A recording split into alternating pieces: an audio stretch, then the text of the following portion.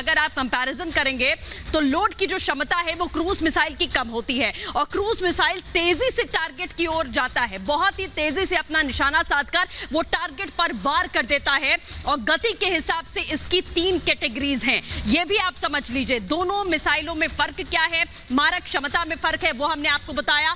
Hyper, super और subsonic, ये 3 categories है जो हम आपको बता रहे हैं मिसाइल्स की।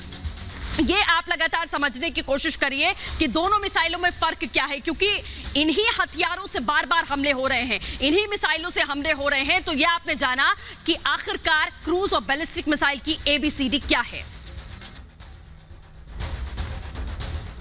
तो सृष्टि आपको बता रही थी क्रूज और बैलिस्टिक मिसाइल की एबीसीडी क्या है, लेकिन इस बीच बड़ी खबर आपको बता दें जो सीधे रूस से आ रही है। एक बड़ा झटका रूस के लिए माना जा रहा है, क्योंकि यूक्रेन के हेलीकॉप्टर्स अब रूसी आसमान तक घुस गए। देखिए जरा ये तस्वीरें जो मैं आपको दिखा रहा हूं, आसमान में हेलीकॉप्टर के उड़ने की आप आवाज सुन सकते हैं, ये तस्वीरों में भी आप देख रहे हैं। और ये रूसी हवाई क्षेत्र है जिसमें यूक्रेनी हेलीकॉप्टर घुसे हैं और 40 किलोमीटर बताया जा रहा है रूस के आसमान में 40 किलोमीटर अंदर घुसकर इन हेलीकॉप्टर्स ने अटैक किया है रूसी ऑयल डिपो, तेल डिपो पर यह हमला हुआ है और इस हमले में तेल डिपो तबाह हो गया है। बेलगोरोद तेल डिपो में आग लग गई है, वो तस्वीरें भी मैं आपको दिखाऊंगा। लेकिन इस वक्त आप देख रहे हैं, देखिए ये यूक्रेनी हेलीकॉप्टर्स बताए जा रहे हैं, Mi-24 बहुत अत्याधुनिक हेलीकॉप्टर्स हैं। अब तक यूक्रेन रूस के मुकाबले पीछे था, क्योंकि उसके पास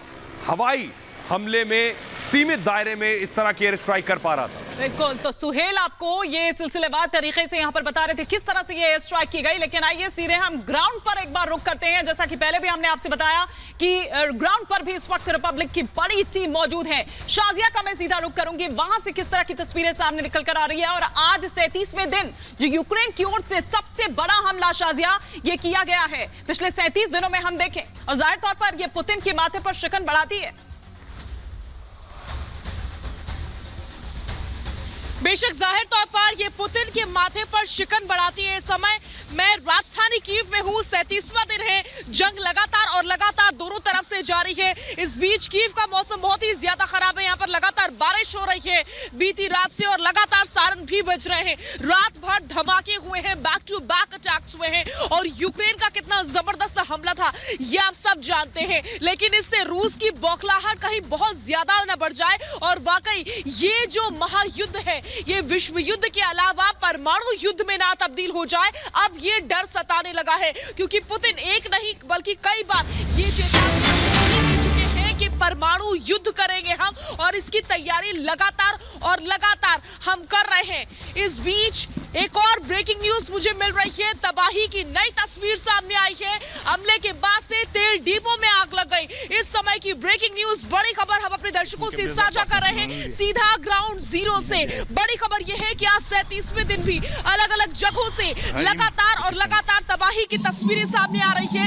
ये तस्वीरें देखिए आप, क्या सिचुएशन बनी हुई है, जबरदस्त तरीके से अटैक किया जाता है और उसके बाद से तेल डिपो में भयानक तरीके से आग फैल जाती है। इससे पहले भी आपने देखा कि तेल डिपो को जहां जहां ईंधन का भंडार होता है उन जगहों को रूस ने यूक्रेन की निशाना बनाया है। वो स्ट्रैटेजिकली लगातार और लगातार 37 दिन से आगे बढ़ रहा है। सेना के बेस, नेवी के बेस, ट्रेनिंग सेंटर ये भी स्ट्रैटेजी के तहत ध्वस्त किए गए। और आप देखिए चुन चुन कर जो तेल डिपो है उनको आग लगाई जा रही है, उनको ध्वस्त किया जा रहा है। एक बार फिर से मैं रुक करूंगी दिल्ली स्टूडियो का। बिल्कुल, वापस हम शाजिया आपके पास लौटेंगे। इसी बीच जो बड़ी खबर आ रही है वो अपने दर्शकों को बता देते हैं। बेलगोरोड से ये खबर है जहां पर 8 फ्यूल टैंक्स जो है वो धधक रहे हैं इस वक्त। वो फ्यूल टैंक्स, वो तेल डिपो जिस पर निशाना यूक्रेन के Mi-24 हेलीकॉप्टर की ओर से निशाना साधा गया। हमले के बाद वहां पर भीषण आग अभी फिलहाल लगी हुई है। इमरजेंसी सर्विसेज की जो पूरी की टीम है वो अभी भी वहां पर मौजूद है। कई फायर फाइटर्स की गाड़ियां मौजूद हैं और कोशिश की जा रही है कि ये जो 8 तेल भंडार वहां पर मौजूद हैं उसमें लगी आग पर जल्द से जल्द काबू पाया जा सके। तस्वीरें यहां पर आपके सामने हैं।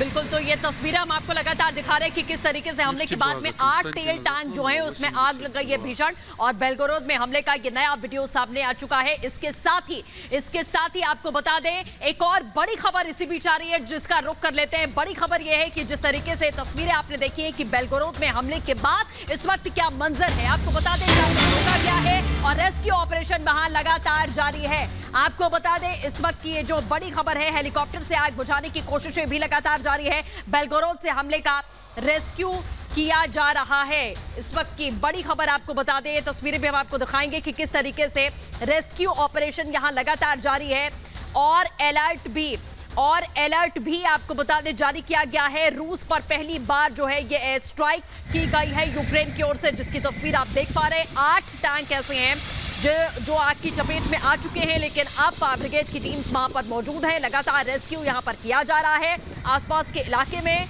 अब रूस में पूरी तरीके से अलर्ट जारी कर दिया गया है क्योंकि पहली बार रूस पर एयर स्ट्राइक की है यूक्रेन ने। यूक्रेन अब पूरी तरीके से पलटवार कर रहा है। बिल्कुल, तो तस्वीरें आपने देखी, लेकिन एक बार हम रुख करते हैं हिमानी का।